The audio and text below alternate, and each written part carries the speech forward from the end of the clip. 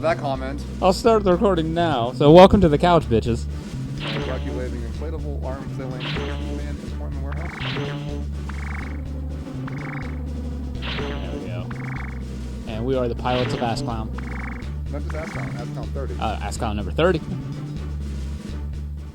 that because you died 29 times? No, I think that one's more of one of the 30th mission. Yeah, we're on mission number 30. I don't think I ever died, so I assume it's your fault. Have we died twice? No, I meant like died and like failed the mission. No, that's what I mean. I think we died twice. I know one was me. They were all you. One was me where Armoro killed a platoon. We're coming from there. We have our mission there. Oh, goody. Double mission there. New mission there. We're going to go with normal, because that's what the lower difficulty is, so I can kind of get... That one is supported retreat. What's the other two? Retreat again.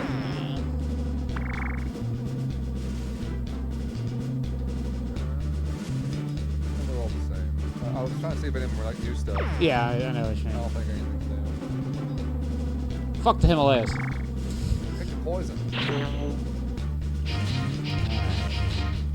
Before we started recording, we were talking about Oh yeah, how this is made by quality Capcom. developers, even though that can be arguable in terms of Capcom. No. But During this was heyday. This was Yeah. when Capcom was definitely at its prime. Yeah. I won't deny that, but at the same time, even during their heyday, Capcom had a few stinks. Oh yeah, there's never perfects where you're gonna have nothing but gold. You're gonna have some hiccups here and there, but this is definitely when they were churning out most games. Though I think as well, this is when Ifume left, to where like the 5 Mega Man games got canceled. Like I'm a crazy like Gundam fanboy, and I've played all the Gundam games that have been made available in America, and even some that were not. Caught it. I had to at least the ones that we can now play at the region line. But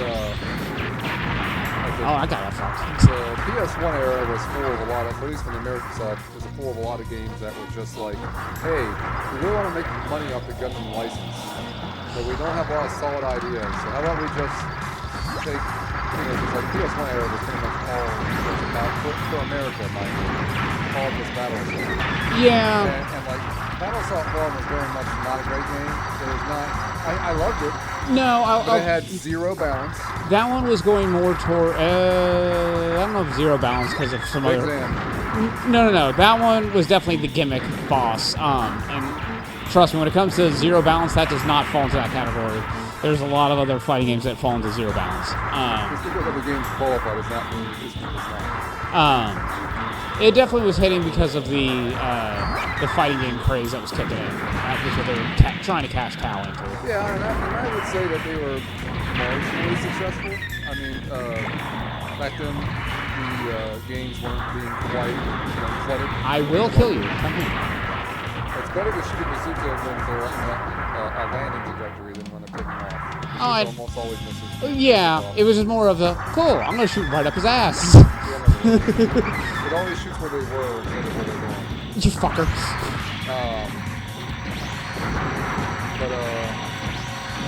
PS2 era, all kinds of Gundam games made, but most of them are just they put it perfectly, like the same kind of games we release during the advent of a summer blockbuster. Why can I not get you? So you keep doing the thing on that you wait for them to move and then as in predict their dodges. No, well, with this, it's hard. I have to lock on. I can't do the auto or the aim where I So want. now it's based on timing instead of aim. That's what I'm saying. Try to predict your opponent to do it. I was gonna dodge when I want to shoot. No, wait till he lands and then shoot. Kind of thing. We almost had that time. We almost had it. He has to be on the approach line. I focus. I'm going to shoot you.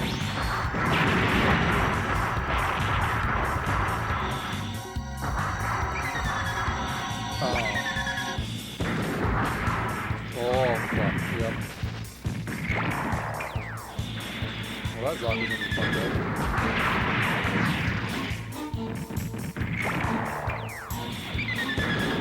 I remember when the first Gundam game came out on PS2, I was crazy excited for it because it was the first time I was going to fighting game. And it was Genesis the Bro. And that game was terrible. I loved it because it was Gundam at the time, because I was just at that point. Oh, yeah, no, I was that guy that was just like, I don't care if the game is crap, I was like shooting two lasers. Well, a lot of it at that point, it's getting the itch that they're not fulfilling. Yeah. And honestly, for like, I think it was good, the PS2 game. And for what it was somewhat impressive in certain aspects. Oh, friendly fire! I hit myself. But it was I'm not friendly. That's fair. But it was definitely a shell of a game. It was a cash grab, Yeah. Like, shit wasn't balanced.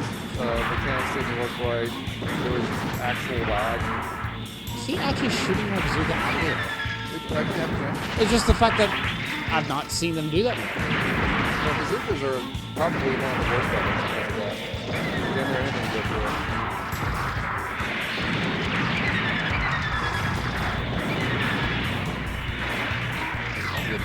Oh! Oh, wow, it's a one. Okay. I didn't think it was a one kill, considering they gave me a good meter. All I'm seeing is you died again. Yeah, I did. Hopefully No. I'll admit, especially where for anime games that are coming out, a lot more cash grabs. I mean, truly, even the Budokai Tenkaichi series was a cash grab. And those actually played pretty well, though. or what? No, what was before? It was just Budokai. The normal Budokai, Yeah, just Budokai was definitely cash grab because. Okay, we're only gonna do the Frieza saga with a hint of the Android saga. Really? Yeah. And you know what? It's even worse when they do that shit after they've made a game that covers everything. Yeah, because so. Oh, that's right. PlayStation 1 with well, at least Battle 22, but. Oh, that was a bad game. But no, just in general, it's like, well, there is that. Running normal, we got about 30 bajillion Zaku ones. Most of other shit's been revealed. Okay. All they don't care about. It's the goof. I'll stick with the Zaku 2. But no, yeah, the original Budokai 1, 2, and 3. I mean, hell, honestly, even the control method for that was just asinine. Which one? Oh, the original Budokais. Okay. Compared to what a traditional fighter is, only one button to punch or attack. It was the physical attack, one button to energy. For a 2D fighter. Oh, well, that's no different than the one we were playing about DBZ Legends. Oh, that one had a different feel to it. That one, let's say, that one at least had the, you had a bigger map, you had more potential now, and even its health system was totally different. I mean, a minute for how controls work. Square for far, triangle for close, double tap forward to actual boost, R1 for sub weapon.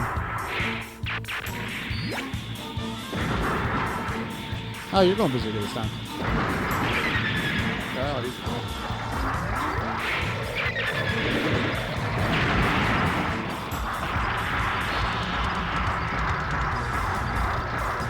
Ally defeated with friendly fire.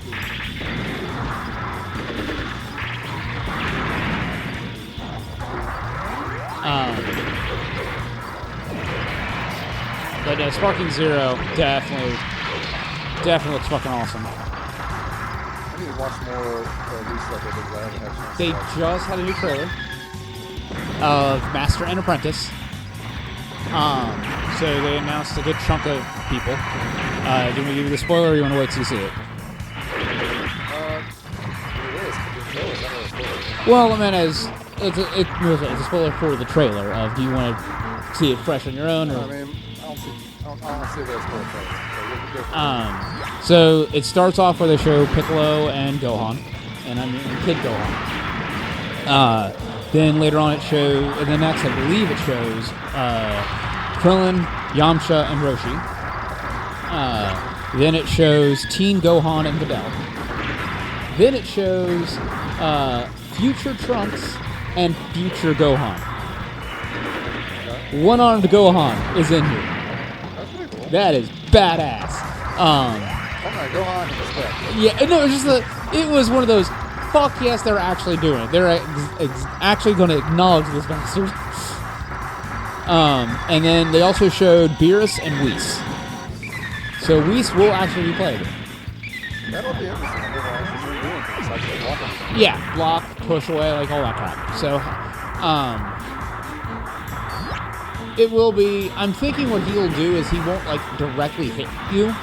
What I'm betting his like hit mechanics will be is like just pushing you away, kind of thing.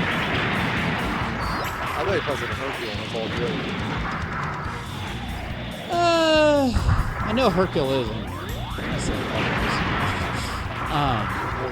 A lot of people like him. No, this way. He is the Dan for like Capcom for Street Fighter. So he. Take that back. No. Man's a man. But I meant as like what he's supposed to be of the Joe character. It is sad of how many people have perfected using Dan that should be able to. I don't know how to do this. There you go. Oh, Nice. That's how I use the Gigabomb. I saw you use an axe. Yeah, for the final kill. I had to show some variety. But no, like with that, it's only about half the roster is shown. That's good. That kind of concerns me with that, and I feel like this is a fair call out. And I am not against the idea of them doing. I will succeed. No, I'm gonna change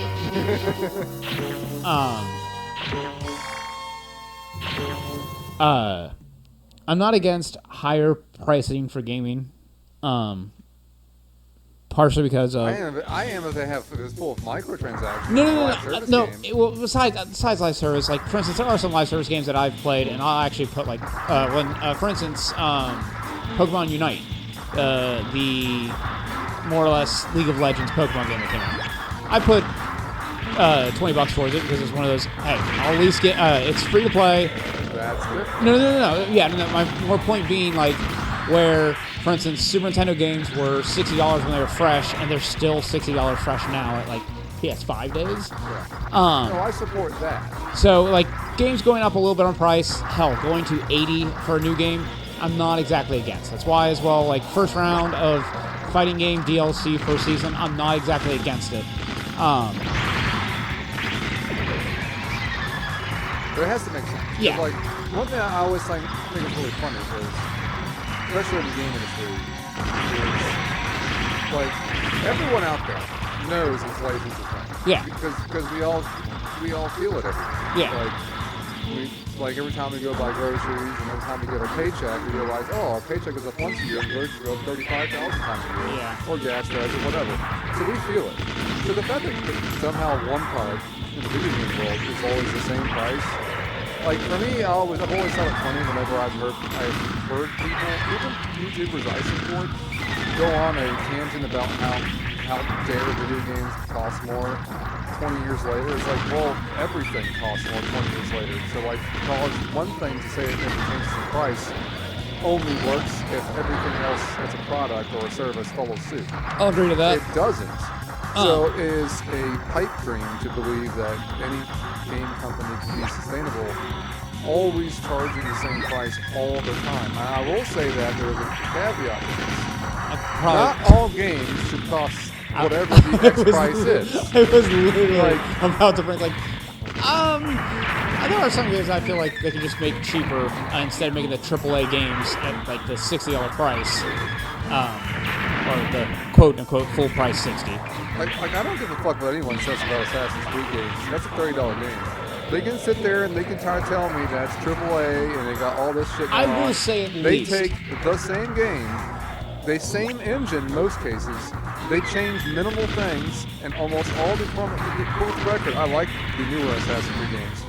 Anyway, this makes me a heathen, I know. No. But like with Ubisoft games in general, they all play the same. So then if they just make a game and put a different skin on, and maybe, that's what they call the story. It's not usually one. And it's like, that's the kind of game that I feel like deserves $60. And then when they say they want to make one for $70, I'm just like, that's great. Could you try making one this time? Because like for me, a game like Horizon Zero Dawn is one that deserves full price. Oh yeah. Even Dark Souls, even though I don't like those games. I will say, I'll give the one game of Assassin's Creed that definitely deserved full price, and that was the one that it was the second one that had versus, like online versus. Yeah, that was an enhancement. No, besides the enhancement, it was one of those. It had a lot of one-player content, and it definitely perfected their online. Because the first version online, it was good. It had stuff, and it was definitely an introduction. But it was cleaned up on the other one. I will admit, like for instance, the first Assassin's Creed, yeah, it didn't exactly need the full price. But when they have to try a new product, I get it. But that's an enhancement, though. Like if a game can demonstrate a very good and tangible enhancement that really brings something of interest or value to the game, like significant. Like, I know it's hard. It's a hard, like, tightrope to navigate when you're, especially when it comes to a sequel. You change it too much, you piss off the base. Yeah. If you change it, don't change it enough, you piss off losers like me. But like, at the same time, like, I can look to, like, we were just talking about Dragon Ball Z. I can look to even the original Budokai or even the Tenkaichis or Smash Bros. Games, and they always try to like change the bar. The only one I will have to say you cannot include is any Nintendo games, because the problem with Nintendo, as it is a good problem, don't get me wrong on this call out, is Nintendo has a very bad problem of putting out anything they have an IP on if they cannot bring anything new to the table. Probably the only exception... Well, hell, everyone's having that problem. No. Like, for instance, F-Zero, the only reason they haven't made a new one, and they have officially stated this, they have nothing new to bring to the table. It's the only reason why they're not putting out a new one. Yeah, it's a bit of a cop-out. I mean, I would say that there's two different core audiences. There is the audience of always having to bring something to the table, and there's also the people that are just like, you don't have to like reinvent the wheel. You can just do a remaster, but make it like affordable. Like if you are making, this goes again to the whole price point problem. Yeah. Like, so they can't make an F-Zero game because they can't bring it to the table. Fine, make a remaster. And then if you make a remaster, charge not full price. Charge prices that make more sense for a remaster. And I've played a lot of remasters. Most of them don't even fucking work. I know I was... Fucking hit my foot! I was personally very excited and then immediately sad when they announced the Grand Theft Auto remaster for... I heard so much smack about that. Oh yeah, it's garbage. It's hot garbage. Hey, you talk about like a developer that should be fucking ashamed that isn't. From what I... To take a game that they should have been able to be like just a free... Like, Skyrim's free money, alright? Yeah. Skyrim's fucking free money. All they have... And they've reprinted or remade or mastered Skyrim so many fucking... I hate this mission. Can you please stop losing? I hate this mission. Like, they've... Why can't they look at their peers and be like, well, you know, Bethesda, God knows they suck at making games. Because half the time they're full of glitches. Why can't they make a game, or why can't, like, Rockstar take a page from Bethesda's book and be like, oh, Skyrim's been remade like 15 times, and that game came out like in 2010 or 11, I forget when. Oh look, we got a Dom suit. I will at least call out a channel you actually might like. Fucking love this guy, Matt McMuscles. Oh, I have to channel. Okay. Right. Yeah, I like him. He's great. Let's say his both his fighting game. Is this the worst fighting game? Is kind of interesting. I don't watch as many of those. I'm not as well versed in fighting games, but I do watch all of his other stuff. Yeah, as I say, his other series of What Happened. Yeah, I watch those all the time. Fucking love those, and Yeah. he did do a What Happened on GTA on the remake. I watched it. I was gonna say, and it's because of that it's like I'm so glad I didn't touch that game. I'll admit I'm not a big Grand Theft Auto fan anyway, but it was just one of those. Oh, that makes me feel so much better. Yeah, there's lots of stuff that I watch. Like even like I know you're not a big fan of like Jim Position, and I like her channel and like. I thought Jim was a they now. Or they. I'm sorry. No. It was I just. think you're right. I think you're right. All pronoun game aside, it's just one of those. It's hard for me sometimes to keep up with. Which one are you now? Well, I mean, I just try to pay attention. No, I try to be respectful to that. But I still fail sometimes. Yeah, I was gonna say I try to be respectful to it, but at the same time, it's one of those. What is it now? I can't even pay attention to a fucking a mission screen. So like, I have no hope for doing anything else. Well, you could do the Himalayas. I kind of like the fact that you keep going to it to fail again. I mean, so I'm just gonna let you keep doing that one. But no. As the time of us recording this, I will definitely say Nintendo has gotten dipping their toes in the remake category. Super Mario RPG got remade. That was a game no one fucking expected ever to be remade. That was an interesting choice. And I'm glad. No, first of all, give Nintendo more credit. They've also finally been remaking. Well, I guess it's not just their license, but they've been able to remake the Front Mission games. And Lord knows. Oh, Front Mission 2 is coming to Steam. I already have it. It was just one of those. Hey, by the way. I'm waiting for 3 to be remade, even though I already have that one. But was I'm waiting for it. Did Nintendo get exclusive to Front Mission? I thought it was on PlayStation. It was. Well, so it was never exclusive to PlayStation, I don't think. I think it was originally released on Nintendo. Okay. Which is why I never played the first 2. Fair. Also, the first 2 I don't think were ever released in America except for on mobile systems, which I never owned. Yeah. Oh, do you mean like Game Boy? Or, yes. Okay. Like Game Boy and DS. I know Switch is technically mobile, but... No. It's one of those... hate to say it in this way, of not trying to do the eyeglass push-up. Well, actually... why would you? It's You were good. older handheld, or it was the handheld more than mobile is what it was considered. So it's the when you say mobile, usually people think phones. That's fair. I refuse to count phones as a category because it's all gotcha games. No, not all. Especially where lately. Terrible. No. Lately, you can honestly do Xbox Game Pass on your phone. Oh, I know you can, but why?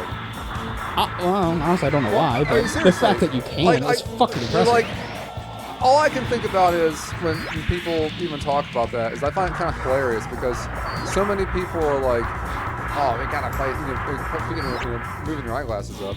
I can't play a game unless it's got these amazing graphics or it's super great online multiplayer. Sad part is I'm not hearing that from the 360 so mobile days. Gaming's terrible for this. Yes, it is. Like, don't get me wrong, I know plenty of people that have lots of fun playing Call of Duty because they're terrible people. Please cancel me. But like, and they play on mobile, which is even funnier because the get good part just makes that conversation fun. But like, why? Why though? You like, I mean, Call of Duty's not real games. So I guess that's maybe as to why. It was. Was it? It was. I didn't say is. I said was. I will say this. It's not like I don't own some Call of Duty games and enjoy them. It's just not the ones anyone else does. For me, it's once it becomes serialized that they have to do a new one each year, that's when I'm done with games. Now I say that, and I am definitely a big DBZ game fan, and that is one that Bandai Namco has to put out basically each year if they want to keep the license. Well, that ship just gives no fucks for you. Okay, you got it. Yeah, he was in that way, lazily. This person's got some evasive maneuvers. But see that? You passed the mission. You meet the objective and you pass the mission. I will do the Himalayas and I'll do it with bazooka because apparently machine gun is not my friend. All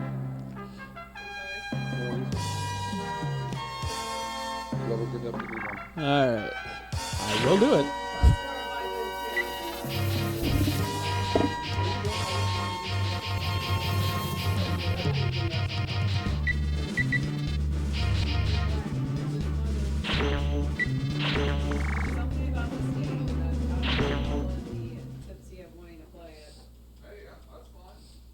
No, I'll give it. This one is Cuisiner. Cuisinart. The wife's playing Cuisinart. I would definitely recommend this game for anyone who's watching. It is definitely a fun cooking and dungeon crawling game. Honestly, gives me a lot of vibes of an old Adult Swim game that I used to play,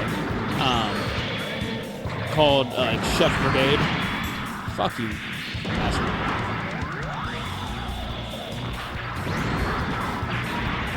You're learning. Good for you. He already shot me in the ass. What matters is you actually hit me. That was the part I was hoping for.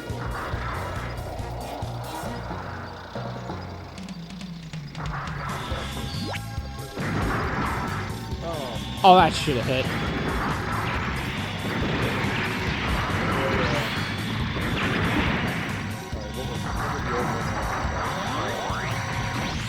Oh, I called it. To give Call of Duty credit, like, I think up until they went to online only multiplayer type games. They did. Again, oh hell yeah, dude! Well, it's one of those. Move this way. When it comes, Black Ops 4 was the first one that did it, I believe. I've never been big with the Call of Duty crowd, so I will admit my ignorance there. But I didn't think they went an online only approach. I thought they always had a story on at some point of it. I've played 2, 3, World of War 4, Modern Warfare 2, Modern Warfare 3, and Black Ops 1 and Black Ops 2. Modern Warfare is all relatively solid. I don't know some of the Black Ops I like as well. Yeah, Black Ops 4 was when they first went online only. I did like Advanced Warfare. Did not like the one after that. I give it up from the start even. But pretty much, yeah. Once they went to online only and they started being like, "Hey, we can be Fortnite too," I didn't really care about it. I mean, it goes back to what I was saying before.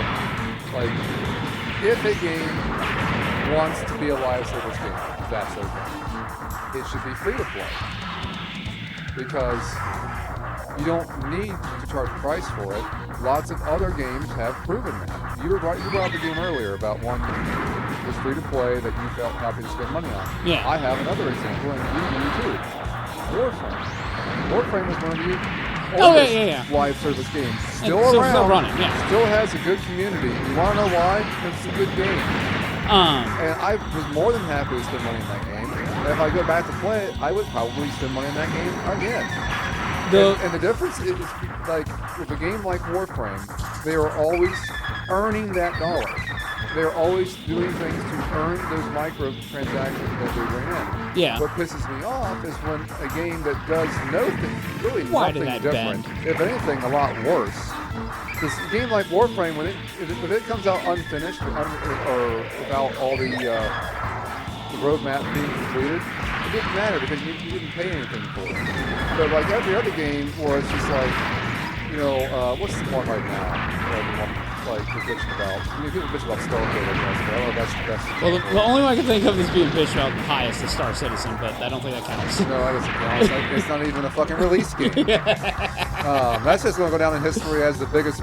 That's going to go down in history as the biggest fraud of all time. I think right now it is in the as a record for the longest development. How does that? Also the most money spent. Yeah, it is. Spent / earned from that platform. So I don't know. That's a different problem. No, I have a friend. I guess the one that's easy to pick on is Anthem. Anthem is a live service game. All these fucking promises. No Man's Sky. I think which is the one. No, because No Man's Sky. So technically, No Man's Sky did fuck up. Yeah, and then they redeemed themselves after. They have redeemed themselves to the point where there's a story about them where their Twitter supporters were actually asking them, "Hey, we really need this. How can we pay you?" They were literally like you've been killing it, and ever since you've done X amount of updates, like at this point we feel bad that we haven't been able to support you for all the extra stuff that you've given us. And that's great. Like, I hope that they, I can't I don't really understand what would have happened when they first came out. Honestly. It was what happened was a lot of big promises that they could not keep. Right, but like, I guess my question is like, what are those promises made out of just some fantasy land, or was it made out of pressure? Because like all kinds of games come out and don't keep promises. No, well, but like, you know, like this one was even stranger. It was like an indie game, wasn't it? it was considered. I think it was. I don't know if it was considered indie. It was definitely a new developer. We put it that way. So it's one of those. I don't know what would classify into indie as that category.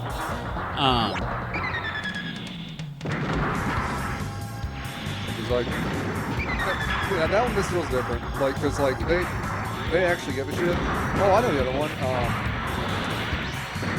Arguably Suicide Squad. You did it. The one like caveat I want to give, I can't remember who this other YouTuber is that was speaking it, but I have to highly agree with him. If you're going to do a live service game, and make us pay a wall up front, you need to include here's how to do it offline. Like as you kill off the service. Oh, agreed. Yes. So it's like if I'm going to spend the money, and the service goes away, then what the hell's the point?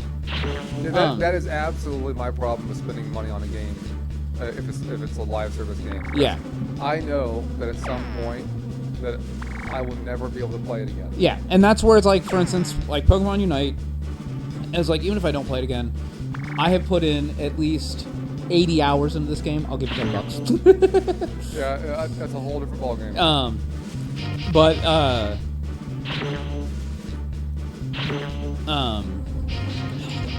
it just, I don't know. I guess you could say it is the old men in us that just live service games kind of annoy us, because it is the. Well, not. No. It's the ones you have to pay for. No. Besides that, because like it pissed me off that again. One that more pissed me off of all of them is Overwatch 1, where Overwatch 2 came out, and as it was coming out, it was stated Overwatch 1 will be able to play with Overwatch 2. Where you can play the online versus, but you won't get all the extra shit that's in Overwatch 2. And that's fine. That totally makes sense. They should upgrade. I don't disagree with that. But as Overwatch 2 came out, they immediately killed the server for Overwatch 1. I will say this. Overwatch 2 is free. So there is an argument somewhere, and I am playing devil's advocate. There is an argument somewhere where I could be like, yeah, but the sequel was free, so you didn't really lose out. No, but I don't. It's just in general. Like a game like Adventures, where the game died off and it's just dead. No, there's no sequel. There's no sequel, but I believe they actually did have offline on that. Oh shit! Like it's a glorified tutorial. No, not like Chrome House. As far as I'm told, it actually all the shit that you would have unlocked where you were online, they actually added it to an offline mode. I have not heard that, so I'll check it out, because that would actually make me interested in having it. Because what I heard is that there was the base game, which was okay, but everything in that game was set up to make you want to do the live service. The online grind, yeah. And so that meant everything else was just a shell, almost like a Chrome, only not quite as bad. See that? That is why I normally don't give my teammate a bazooka, and I don't know why I decided to do it this time. But no, I'll admit I could have heard wrong. I have to pay attention, so you're right. It's on that one. But not that they've been great at making decisions. They've been no. As the last couple of years, they've been knocking out the park. They have for all the ones they have like good reputation for. They have a couple. No, I mean technically all franchises have that. I'm just saying, as of the last couple of years, they've been doing very well. I mean, it's still baffling that they literally got rid of Tomb Raider. Speaking of a developer or a publisher that's not doing great, people who acquired those rights. I can't remember who got them. Embracer Group. Oh, didn't Embracer Group damn near picked up everybody, and then like they're going through some kind of thing where I guess they had planned hardcore on some kind of deal, going through a really big one. Oh wait, wasn't that the one that they were trying to get Tencent to buy something of theirs? I don't know. I don't think they ever announced who it was. I think there was a 10-cent deal as well, but I don't know if that No. It wasn't that. Who made Baldur's Gate 3? Oh, Larry. They. Wait. So the developer was Larry. The publisher was Paradox. What do you mean? Baldur's Gate 3, from what I was hearing, now granted as well, always take shit with a grain of salt from, he is just not having your shit. That's how you fucking do it. Get that asshole out of the way. So be careful on else. Well, I didn't have a choice there. I know. Nice dodge. Going down the right.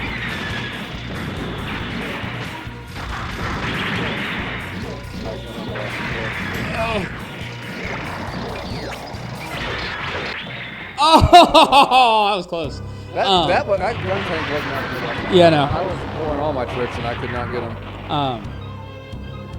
But no. We'll continue my statement about the Baldur's Gate 3 on the next episode, so y'all can be on a cliffhanger for a day.